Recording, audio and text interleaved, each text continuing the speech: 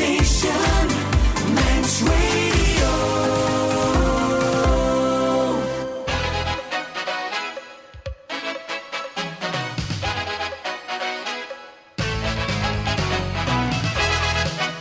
Yes, indeed, it's the Mannin Line. Fast am I, just after midday, Jamurt, Tuesday, then Trasled Jeg, Tajak Dowry, the third day and 10 of the beginning of spring, or the 13th of February to you and me, and this is the Manx Radio's Mannin Line, and it's me, Phil Gawne, again.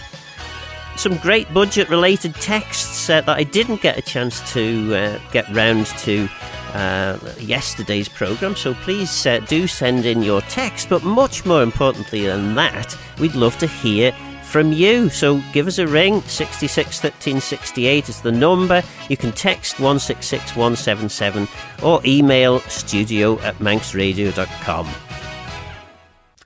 So what do you want to talk about?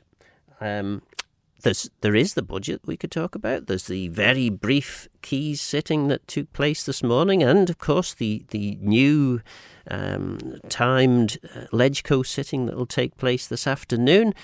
Lots and lots of things happening, and I'm sure that people will want to flood the studio with messages and phone calls. Don't forget, this is your programme. It's all about you, so please do get in touch. So what have we got here? Right, now then, this was one that came in, and came in yesterday. Can anyone tell me why DEFRA sanctioned the drainage of Water World Sulby, flooding everyone else's property and destroying a whole forest? It's ruined completely, turns all our good land into swamp land. Really big drainage off is going on right now, and has been quite on for quite some time. DEFRA sanctioned this. Why? Well, I contacted DEFRA and they said, actually, there's not really enough information there for us to work on. So if you wanted to text in with a little bit more detail as to exactly where this is the number ending 600. Give us a little bit more to go on, and I'll try and get from DEFRA some information as to what was going on with that. Then another text in. So much to consider with the assistant dying agenda, it says here, but I think assisted is what's meant.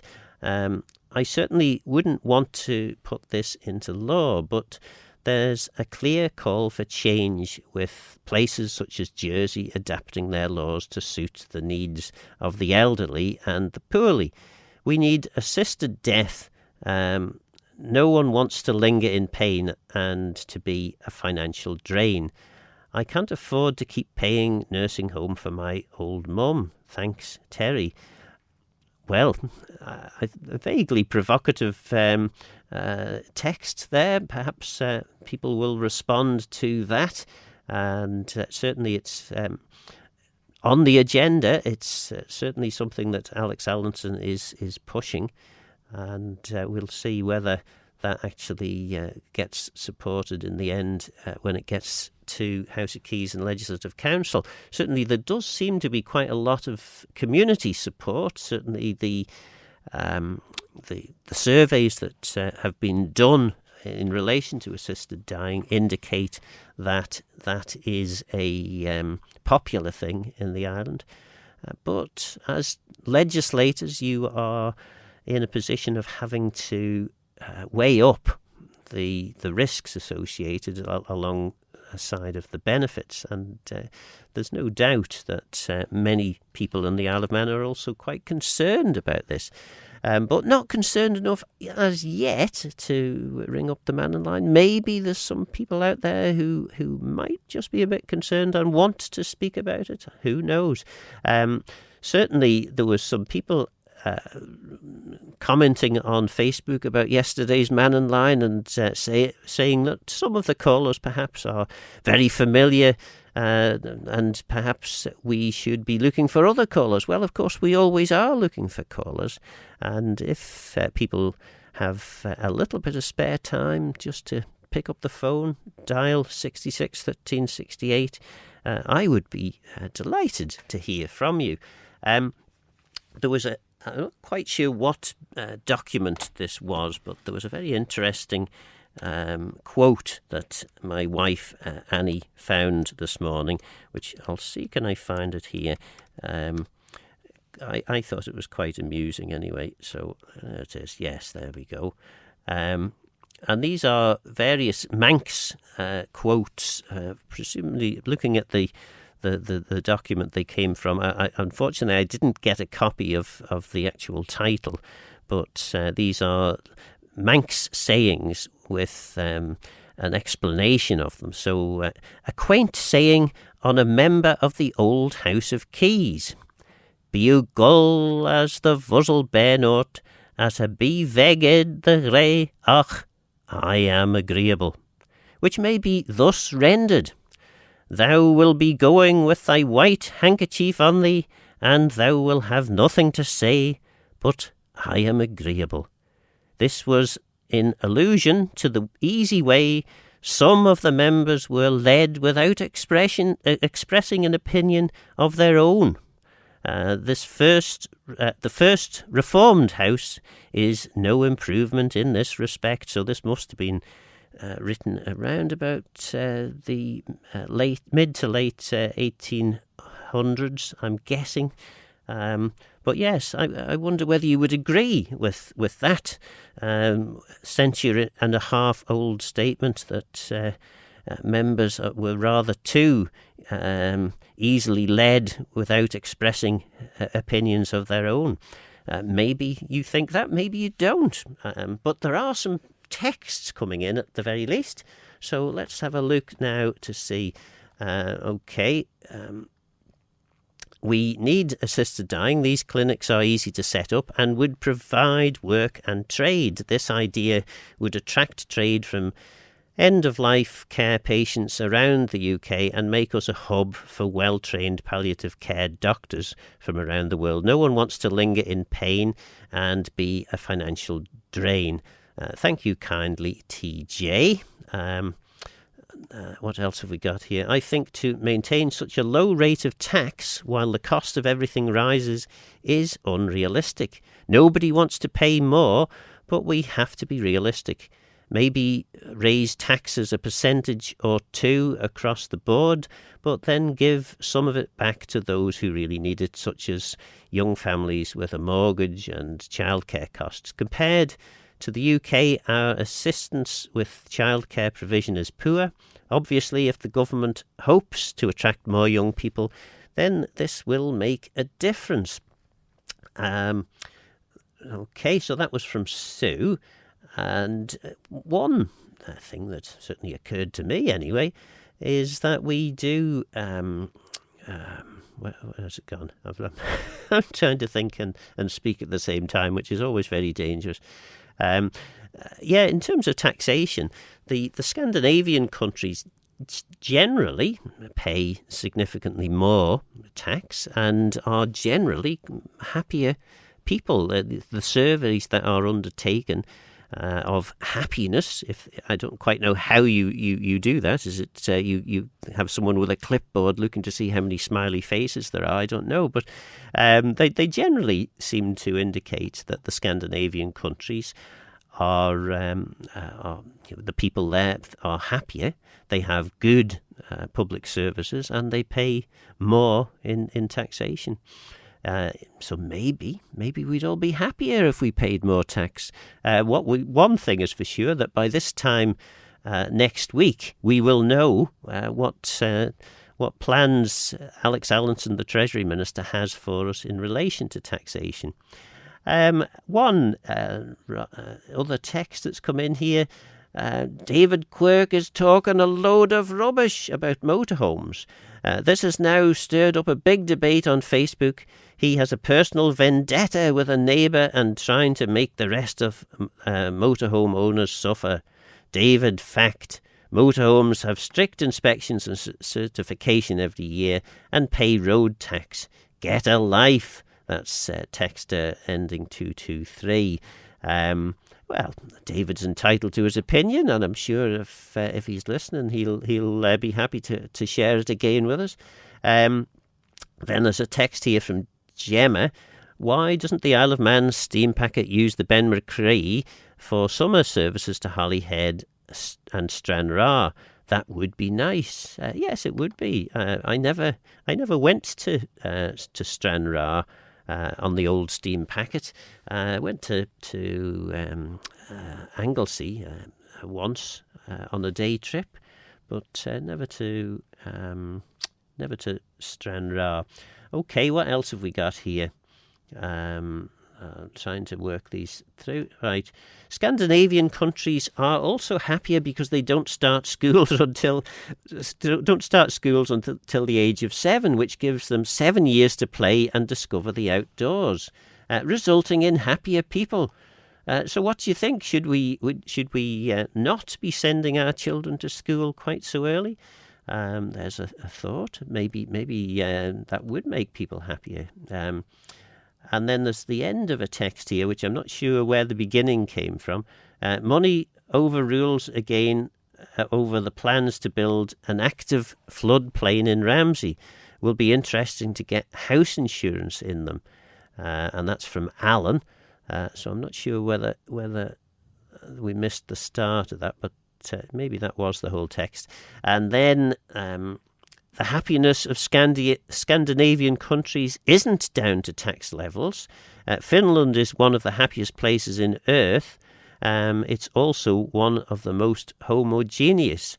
And there's a bit more to that, I think. Happiness comes from community, not taxes. Taxing people more doesn't help them.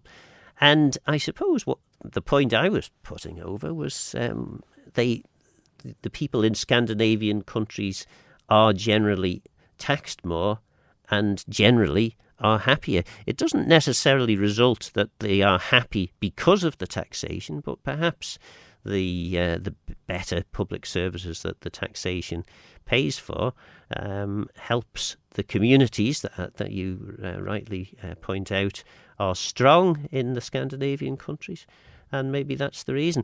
Anyway, I think we've got a caller. It looks like, yes, financial compliance from Julian. So let's see whether I can manage to do the right button pressing this time round. Yes, look at this. Julian, you want to talk to us? Well, I was waiting for a text of 652 and Steve to come on, but we haven't heard from them yet. Perhaps they'll come in after the break, Phil. Yeah, well, let's hope so. Yes. I popped up the Manx Museum earlier on and was looking at all to do with financial compliance and all this kind of stuff. And they were talking about enforcement, compliance, nudging, ESG, and all the hoops that are being set up to go through to make sure that of transparency. Mm-hmm. I was just wondering if perhaps somebody can ring in from that arena and say what they think about the public's removal of right to do with FOI on the Isle of Man Steam Packet Company in that case, seeing as we own it. Yes, I know that this has been discussed extensively in Tynwald, and I'm not entirely convinced that a full conclusion has been reached on this one. But yeah, it does seem a bit strange that if substantial millions of pounds worth of government money or taxpayers' money has gone into purchasing the steam packet and the new vessel, it would seem to follow that we should be able to put in FOI requests to find out more about what's going on. But no doubt, if someone from government, if you are listening, please do get in touch. I'm guessing that members of the House of Keys will be listening because their sitting is finished, so they've got nothing better to do than listen to the Mannin Line. Well, yeah, I mean, it was, 50+ million over budget to fix a bit of doing the underscoring of the sand, I believe, underneath the quay there in Liverpool. So, it'd be kind of nice to know where all that money went, just some sort of, accounting for where that went. And Well, one bit of good news then is once the budget's out of the way, there is the what do they call the PAC? What's that? The Public Accounts Committee of Tynwald's, their investigation into what went wrong with the Liverpool landing stage is to be debated in Tynwald next week. So that'll, I don't know, depends what the members have to say about the budget, but it's either going to be sort of late Tuesday afternoon or maybe on Wednesday that'll happen. So that could be of interest. There was also a lot of talk about pushing forward with ESG, and if anybody does a Google search for ESG taboo, you'll see a Wall Street Journal recent publication where they're saying it's the new dirty word on Wall Street, because all the investors were getting fed up instead of hearing about shareholders, they were hearing about stakeholders, which basically wasn't them. And all the stuff that they were told that they should invest in has all been, instead of doing best for the investor, it was doing what was best for ESG type of BlackRock ideal.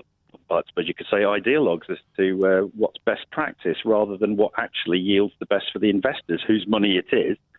So I just don't know. Is anyone actually looking at what's being said in the Wall Street Journal? Because it's kind of important from a worldwide perspective, and yet we seem to keep ploughing on with that. I'm guessing people will be looking at what's said in the Wall Street Journal, but whether any of the ministers or officers of government have been reading that erudite publication, I'm not so sure. But yeah, interesting.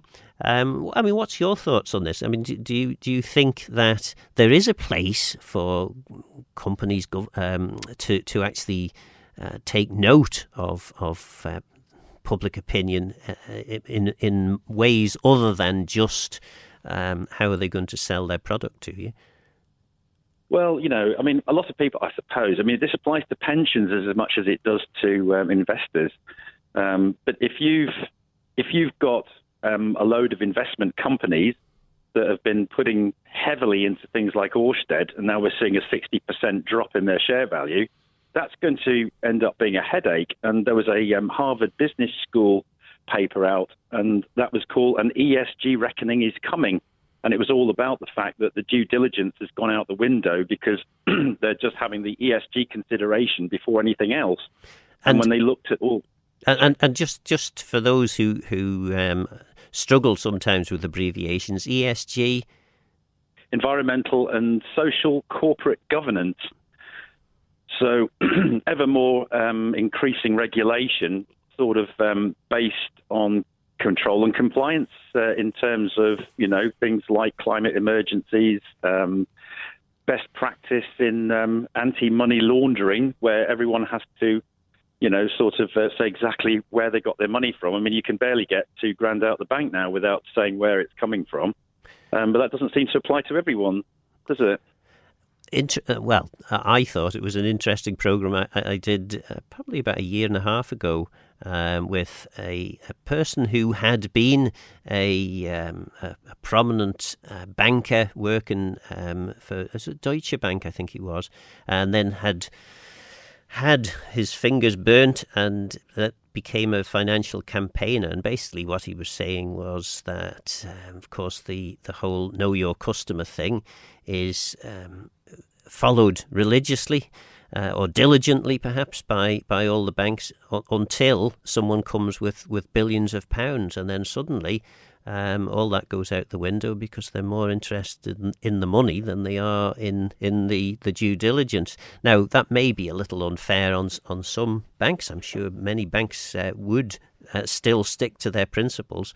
But the point that I can't remember the fellow's name now, but it's on one of the agenda programs. If you want to look back, his comments were that the managers who would be dealing with these customers, if it was found out that they'd turned down billions of pounds going into their banks, they probably would have a lot to answer, whereas ignoring some of the normal rules that apply to the likes of you and me, was seen as an acceptable thing. But yeah, thanks very much for that, Julian. Well, I'll suggest one more acronym. Instead of KYC or Know Your Customer, how about KYG? Know your government. I mean, they talk about, there's a buzz phrase at the moment called mutual evaluation within the financial circles on the island. And of course, the Isle of Man, a lot of the money that we're relying on coming in for all these big projects is all coming in from the financial services. So perhaps KYG might be mutual evaluation in both directions, perhaps. Well, you'll certainly know your government by the end of the next couple of years, because they'll all be knocking on your doors and very eager to tell you what a wonderful job that they're all doing. Thanks very much anyway, Julian. And Wilf is joining us now. Wilf, have you got your wellies on? No, I haven't been down to look yet, but I'm 2 steps up, so it's got to be pretty high before it gets to me. Oh, well, that's good then. And I'm upstairs, and I can have a boat. I got a boat in the yard, so I'm not so bad. Aye. This is just something now. You being an ex-government, you will know the answer to this. Well, I might. Yes, you will. You should do. Yeah. Or you should never have been in government. Now then, it's as simple as that. Now, I have never, ever been able to find a satisfactory answer to this question. Now, years and years ago, we had 24 MHKs. That was the government. That was it. Yeah. Then we got LegCo. Then we got ministers. Now, the ministers, let's forget the ministers for now, but LegCo, what use are they? Now, what it was, I asked a question to a fellow that I know, and he said, well, what they're for, he said, when one of the MHKs comes up with an idea, LegCo will say, yes, that's not a bad idea, we'll take that on. Or we'll throw that out, that's no good. But why have we got 24 MHKs when we've got them in because they say, we've put them all in because what they're going to do and their expertise on their particular thing. But LegCo, as far as I'm concerned, has no expertise in anything. Well, it's an interesting point. Yeah, now you tell me what they actually for. Well, what they always used to be for. Well, let's see. How far back in history do we want to go? LegCo, in its original form, was effectively the Council of Ministers. It was the governor's henchmen, the likes of the water bailiff, the deemsters, all these people, all the people who used to run the government effectively. So that's what they were. And then gradually... What are they now? Well, gradually over the 20th century, it was reformed. And then, certainly when I was in Keys, it was seen as a kind of the elder statesman, the political experience that MHKs, perhaps fresh-faced MHKs, relatively inexperienced ones, could turn to for experience. Some of them going in hadn't been MHKs. They were straight off the street, if you like. Well, that is the case now, of course. So during the course, really, of the last 2 terms, we've gone from a situation where LegCo was primarily experienced former MHKs to the situation now where there is only one member who has actually successfully fought an election, and that's Bill Henderson, of course. So interesting to note that the House of Keys now feels that it's more important to have, I think their view is that having a broader range of experiences in LegCo, so that can be represented in Tynwald. But then LegCo members are told that they're not supposed to have political opinions. That's left for the MHKs. And then you do have to ask the question: what does LegCo actually add in value. And I should say I do have a vested interest in this because I did try and abolish LegCo. I had a private member's bill planned which would have effectively done away with LegCo. So I'm on record for my general thoughts on that. But they're all very useful. I'm delighted with you over that. Then. Well, there you go. I'm delighted with you. Yeah, no, I mean they no doubt I they do a function. Yeah. The thing is, they've cost a hell of a lot of money, and we've got LegCo members that are now retired, probably more retired than what's actually in LegCo now, still drawing a big pension, and I think that's a drain on the Isle of Man, and it should be abolished immediately. Yesterday. Get them out. Well, but that's just my opinion, of course. Maybe we should form a political alliance and stand at the next election. I mean, I don't know. I'm sure that everyone in Tynwald does a lot of work. The question, of course, is whether the work is needed or not. And certainly, when I moved to try and remove LegCo, my view was at that time we were slashing and burning across government. Loads of civil servants were losing, well, not losing their jobs, but they weren't being replaced at the time. And I felt at that time it seemed a bit odd that we were keeping government or Tynwald exactly the same size, whilst introducing savage cuts across government. Anyway, yes. Government is now always short of money. They're always squawking for money. There's a big saving for them. Get rid of them. Well, I'm sure that there will be people listening who agree with you there, Wilf, and there'll be others that don't. But amazingly, the switchboard is lighting up. I've got John coming shortly on climate change, but first we'll have to take some adverts, otherwise there'll be a big block at the end. Men's Radio. Well, a couple of texts before we go to John. First one here, which I'm not entirely sure I should be reading out, but I'm sure Foo Haloo will sort out the wind turbines at Airy Stain. Please excuse my spelling, Mike. I'm sure I don't know what you mean. And then can we keep the bishop and get rid of Julian? That's a bit harsh, isn't it? Text ending 011. Anyway, John, let's see. Well, yes, there he is. John. Yes, Faster My, wouldn't you? Faster My. I mean, I haven't been on, I'm not a new caller, but I haven't been on for a while, so I'm just refreshing myself.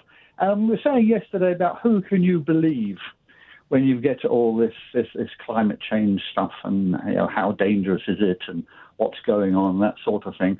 And most thinking people tend to go for the measurements, the records, the data.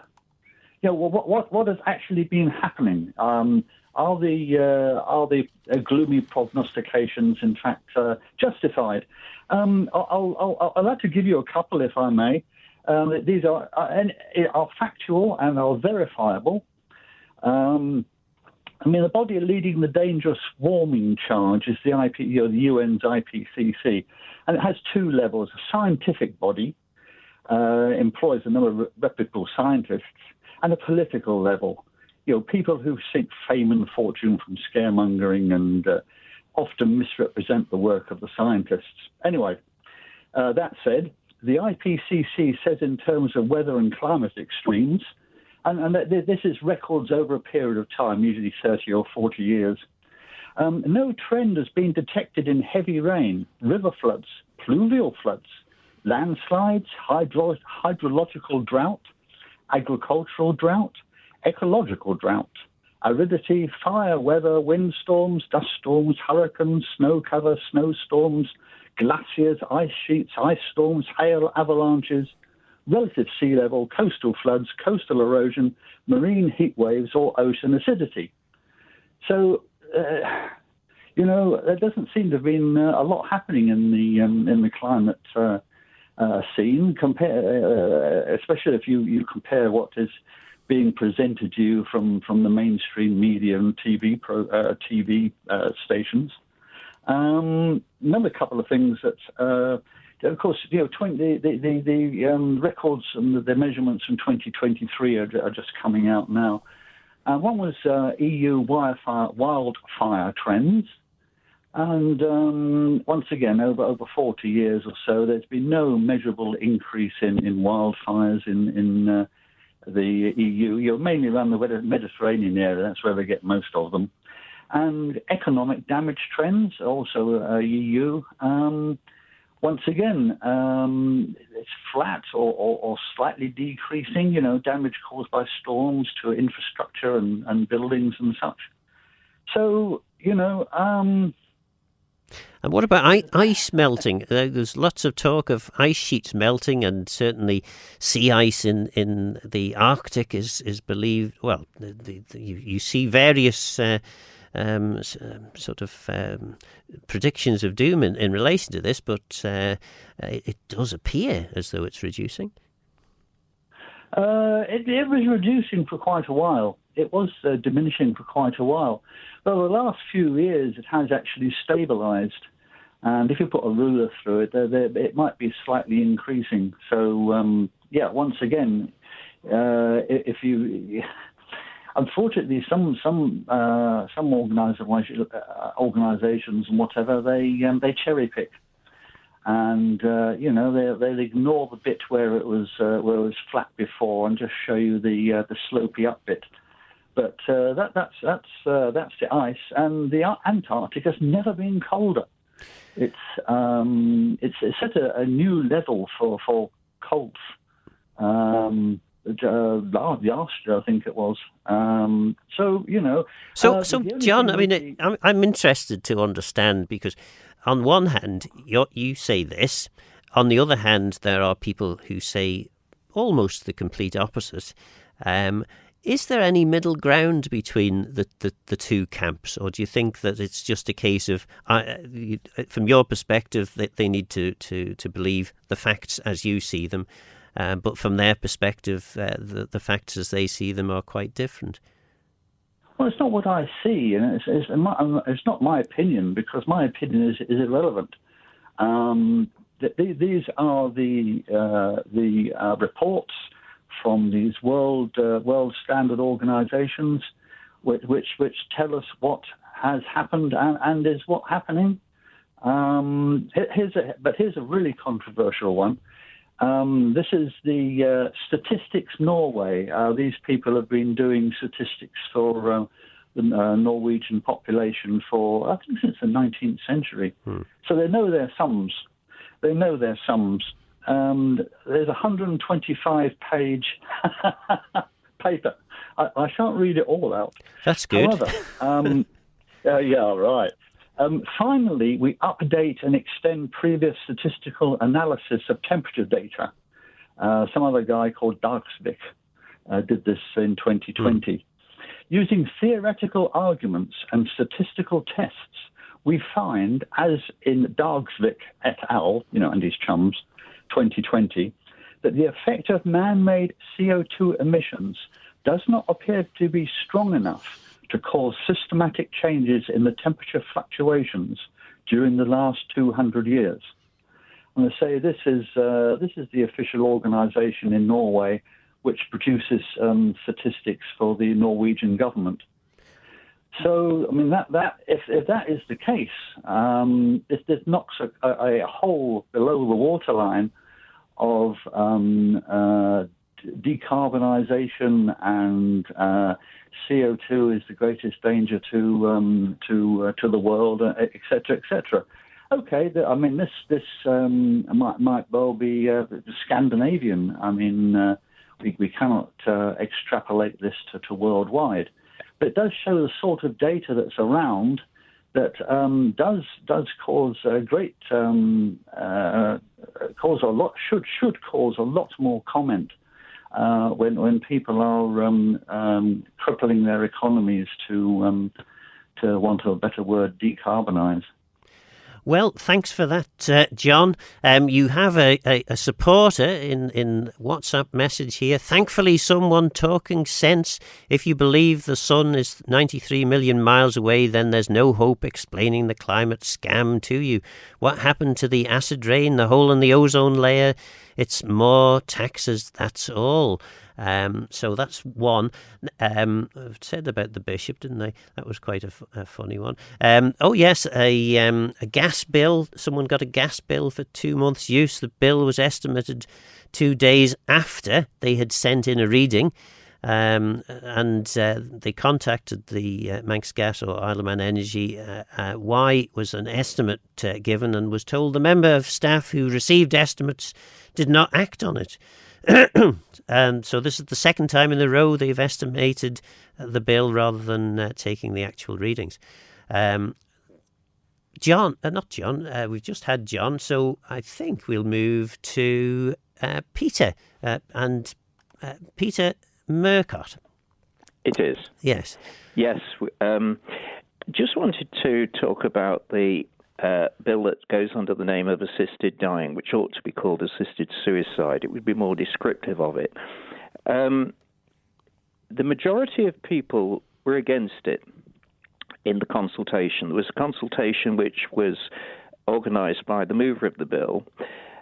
Rather unfortunately, the consultation included people who were off island. I'm not quite sure by what criteria they were coming in on it, except I would observe that I came to the island 33 years ago. I would not expect to be taking part in the consultation on British politics because I've cut my ties with Britain. I've not been able to find out, despite inquiry, because I don't think the statistics were kept, of what the 88+% of the Manx respondents thought about it. We only have the overall figure, which is regrettable that we don't have what Manx residents thought as a separate item. However, the overall figure was that by a slim majority, taking into account people from overseas as well as from the Isle of Man, they were against the bill. And so I think that's the first important point. And the consultation was organised by the mover of the bill. So I was very, very surprised that the bill actually proceeded after that, having found that the majority were against it.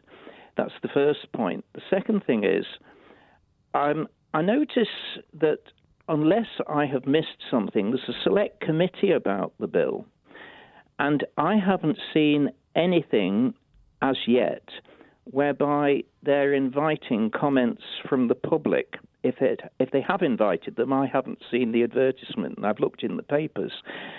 This is very regrettable because I had the opportunity to address by invitation such members as were able to come along. There were 11 members of the legislature who came, and I didn't talk to them about the pros and cons of the issue because I said at the time I felt that they had already had to saturation point every argument that could be put. I actually went through the bill with them and I pointed out some very significant problems and deficiencies with it. And so I think it's regrettable that this select committee hasn't received comments from the public, because I certainly could have drawn their attention to provisions in the bill which, quite frankly, ought not to be there, leaving aside the other things. Perhaps, Peter, it's because these are very weighty matters and they have a lot of reading to do, and maybe they're doing their homework before asking the questions. But they need a bit of help from the outside, because however much reading they do, and I would suspect that MHKs have a huge amount of reading to do, I know from experience of making representations to the legislature. I remember a former member stopping me in the street when I'd made some submissions, not on my own behalf, but I'd actually made submissions at the time I was doing the work as Social Legislation Officer of the Trade Union Council. And person stopped me in the street, and he said, and this was a leading member of the legislature, he was grateful for the things I'd sent because he said he wouldn't have spotted the points that I made. And he said, as you will know, we have so much reading to do, we can never do the sort of in-depth research, and that's why we rely on people to be able to draw our attention to things. And so I think the same would apply here, and I think it's very regrettable that this select committee, unless I've missed something, has not invited comments from the public who may have been able to give them some very useful advice. Well, thanks for that, Peter. Unfortunately, we're going to have to go because there's loads more adverts and texts and all sorts coming in. When the Mannin Line's not on air, call Manx Radio to leave your opinion for broadcast on 682 631. Well, straight to the lines, we've got Tony, I think, on wind farms. Yes, well, actually, I don't want to talk about wind farms. I'm sick to death of hearing about wind farms. Okay. What I want to know, I want the electricity board not to tell me how wonderful a wind farm's going to be or what they're doing about it. I want to tell me, is the electricity going to go up or go down after they put the wind farm in? And initially they said it was going to do neither, but latterly they seem to have moved to a position of saying that it's most likely going to come down. Yes, well, that doesn't jive very well with what Bonzo said the other day, which was somebody's got to pay for this. So my question is, Bonzo was very much that at one point that wind farms were going to make electricity cheaper. But now he seems to move quite a bit that they're not going to be cheaper and somebody's got to pay for it. The electricity prices will have to be paid for. Somehow we're going to pay for this climate change initiative, which sounds great, but the point is we're going to pay for something that makes no difference to the climate because the only people that can affect the climate are the people that are using massive amounts of coal and electricity, which is China, India and America. We have no impact, and neither will have the UK, which is why the UK government is slowly rowing back on the issues that they've been forced into taking on board by politics. But anyway, that aside, so that's one. Yeah. So we want to know, are these wind farms going to reduce the cost of electricity? That's what I'd like to know. That's, as I say, the MUA's latest position appears to be that, yes, indeed, they are going to reduce the cost. Although initially they'd said it would stay the same. And therefore, I don't have a lot of faith in what they're saying. I'd like it in writing. And I'd like it in writing, not from the MUA, but I'd like it in writing from the government. Because they're responsible. They're the ones that give them the money to do this. I mean, the MUA in their published accounts, I think they lost something. Was it some very extravagant sum, about 30-40 million pounds last year? The cost of the wind farm is about, according to the latest figures, it's around about 40 million. If as they're suggesting, that they're going to be able to harness the electricity from these wind farms there'll be no cost of fuel, then actually 1 year's loss on their accounts, thanks to gas prices being so high, would be swallowed up, and from thereafter we would have cheaper electricity. That seems to be the argument. But we don't pay for the wind farm in that instance. Oh no! Gosh, you'll definitely be paying one way or another. Cost. Yeah. They're borrowing money, 200 million or whatever they're borrowing, 200 million for the undersea cable, and a bit more for the wind farm. So all that money's got to be paid for somehow. And I don't expect interest rates to go down very soon. So I want to know clearly from our wonderful government and their wonderful guys that are doing all the sums, is this really going to reduce our electricity price? Because I don't really care about global warming, because it's just a bit of a fallacy. We can't affect global warming. And then the second thing is, nobody from the MUA or the government has mentioned anything about doing something about keeping the base load. because your wind farms won't turn all the time, and I assume they don't want to import expensive electricity from the UK all the time. So I assume they're going to keep using the turbines in the gas-fired power station we have. Well, so are they going to actually refurbish them? Certainly. Are they going to make them last another 10 years? Yeah, certainly the baseload issue is going to be a significant one to resolve when it comes to renewable energy. They either need to find better storage solutions or who knows. Anyway, sadly, we're within a few seconds of the end of our airtime. There is another caller that seems to have lit the switchboard up, but I'm guessing 30 seconds isn't going to be long enough. But I'll be back tomorrow, so please do call.